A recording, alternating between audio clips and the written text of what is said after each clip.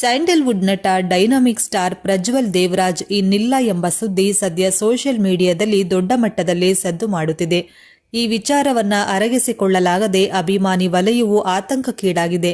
ಹಾಗಾದ್ರೆ ಏನಿದು ಸುದ್ದಿ ಅಂತ ಈ ವಿಡಿಯೋದಲ್ಲಿ ನೋಡೋಣ ಬನ್ನಿ. ಅದಕ್ಕೂ ಮುನ್ನ ಈ ವಿಡಿಯೋಗೆ ಲೈಕ್ ಮಾಡಿ. ಸೋಷಿಯಲ್ ಮೀಡಿಯಾದಲ್ಲಿ ನಟ ಪ್ರಜ್ವಲ್ ದೇವರಾಜ್ ನಿಧನರಾಗಿದ್ದಾರೆ ಎಂಬ ಸುದ್ದಿ ಹರಿದಾಡುತ್ತಿದೆ. ಯಾರೋ ಒಬ್ಬ ಕಿಡಿಗೇಡಿ ಈ ಸುದ್ದಿಯನ್ನ ಇನ್ಸ್ಟಾಗ್ರಾಂನಲ್ಲಿ ಹಬ್ಬಿಸಿದ್ದಾನೆ. ಈ ವಿಚಾರ ಕುಟುಂಬದ ಗಮನಕ್ಕೂ ಬಂದಿದ್ದು ಹರಿದಾಡುತ್ತಿರುವ ಸುದ್ದಿಯ ಸತ್ಯಾಸತ್ಯತೆಯ ಬಗ್ಗೆ ಸ್ಪಷ್ಟೀಕರಣ ನೀಡಿದೆ. ನಟ ಪ್ರಜ್ವಲ್ ದೇವರಾಜ್ ಕ್ಷೇಮವಾಗಿದ್ದಾರೆ ಎಂದು ಕುಟುಂಬದವರು ಹೇಳಿದ್ದಾರೆ.